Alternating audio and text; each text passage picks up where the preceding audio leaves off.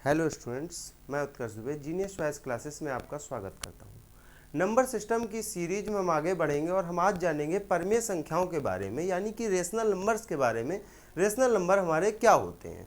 Actual में rational number उन संख्याओं को कहते हैं जिन संख्याओं को हम पी अपॉन क्यू के टर्म में लिख सकते हैं। पी अपॉन क्यू यानी पी होता है हमारा न्यूमरेटर और क्यू होता है हमारा डिनोमिनेटर। P को हम कहते हैं न्यूमरेटर और Q को हम कहते हैं डिनोमिनेटर। लेकिन इस नंबर सिस्टम की एक क्वालिटी है, नंबर सिस्टम की एक, कि Q की वैल्यू हमेशा जीरो नहीं हो सकती है। Q की वैल्यू अगर हम जीरो कर देंगे तो ये नंबर हमारा एग्जिस्ट नहीं करेगा, क्योंकि अनंत संख्या सिर्फ और सिर्फ मानी गई है, ये एक्चुअल में होती नहीं है। तो परमेय संख्याओं को P अपॉन Q के ही टर्म में लिख सकते हैं। इसके एग्जाम्पल कुछ इस प्रकार हैं, जैसे है हमारा 5 है, 7 है, 22/7 हो जाएगा, 1/9 हो जाएगा।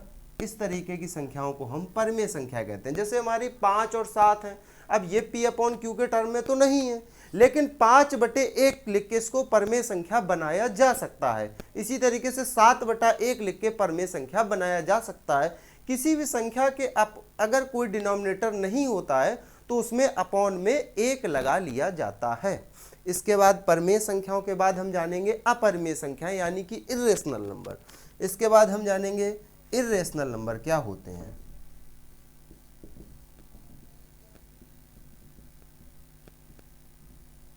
इर्रेशनल नंबर परमेय संख्या यानी कि रेशनल नंबर्स का बिल्कुल उल्टा होता है, यानी कि ये हमारे 22/7 या इस तरीके की संख्याओं को नहीं कहते हैं। इनमें P अपॉन क्यू नहीं आता है। ये संख्याएं जैसे √2 हो गया हमारा, जैसे √2 हो गया, √3 हो गया, माइनस का √5 हो गया, या पाई हो गया। पाई की वैल्यू होती है 22/7 जो हमारी परमेय संख्या में होती है, लेकिन जब पाई आता है तो पाई हमारा परमेय संख्या में नहीं होता है, क्योंकि 22/7 जो इसकी वैल्यू है वो एक अनुमानित वैल्यू है। एक्चुअल में 3.14159 वैल्यू होती है। इसके आगे भी डेसिमल चलते जाते हैं इसके, इसलिए इसको पाई को हम अपरमेय संख्याओं में रखते हैं, इसको परमेय संख्याओं में हम नहीं रखते हैं। परमेय संख्याओं और अपरमेय संख्याओं के बाद हम बात करेंगे क्रमागत संख्याओं की।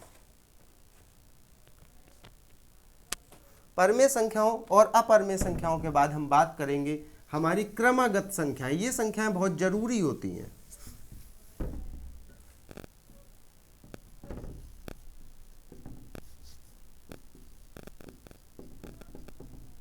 क्रमागत संख्याएं, क्रमागत संख्याओं को कहते हैं कॉन्सिक्यूटिव नंबर्स।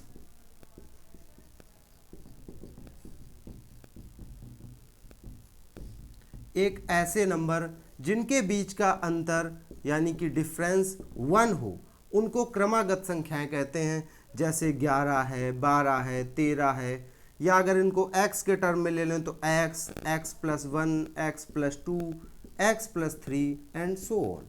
इसके बाद क्रमागत संख्याओं के बाद हमारी आती हैं क्रमागत में क्रमागत सम संख्याएं, क्रमागत विषम संख्याएं, यानी कि consecutive even numbers, consecutive odd numbers. इसके बाद चर्चा करते हैं क्रमागत सम संख्याओं की।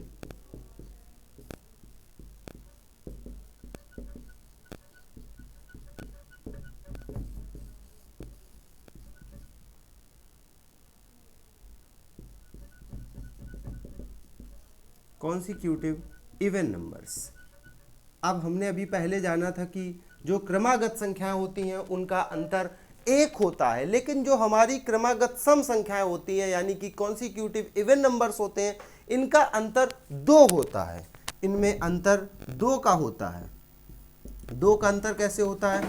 जैसे हम क्रमागत सम संख्याएं बात करें, सबसे पहली सबसे छोटी सम संख्या 2 होती है, 2 के बाद दूसरी सम संख्या 4 होती है, 4 के बाद 6 होती है, 6 के बाद 8 होती है। तो 2, 4, 6, 8, 10, 12 ये इस तरीके से चलती है। आप इनमें से किन्हीं भी संख्याओं को देख लें, बीच में अंतर 2 का ही आता है। इनको अगर x के टर्म में लेंगे तो x, x+2, x+4, x+6, ये संख्याएं हमारी इस तरीके से आगे बढ़ती हैं। क्रमागत सम संख्याओं के बाद हम बात करेंगे क्रमागत विषम संख्याओं की, यानी कि कॉन्सिक्यूटिव ऑड नंबर्स। क्रमागत विषम संख्याएं।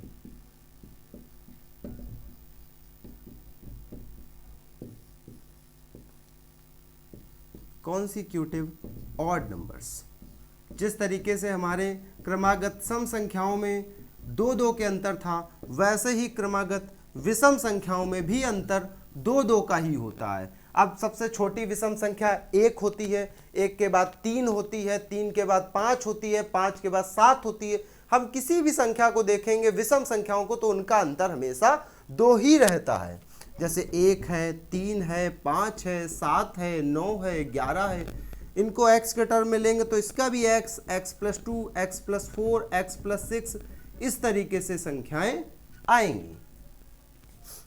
अगली वीडियो में हम इनके सवालों में चर्चा करेंगे, किस तरीके से सवालों को सॉल्व करना है। Thank you.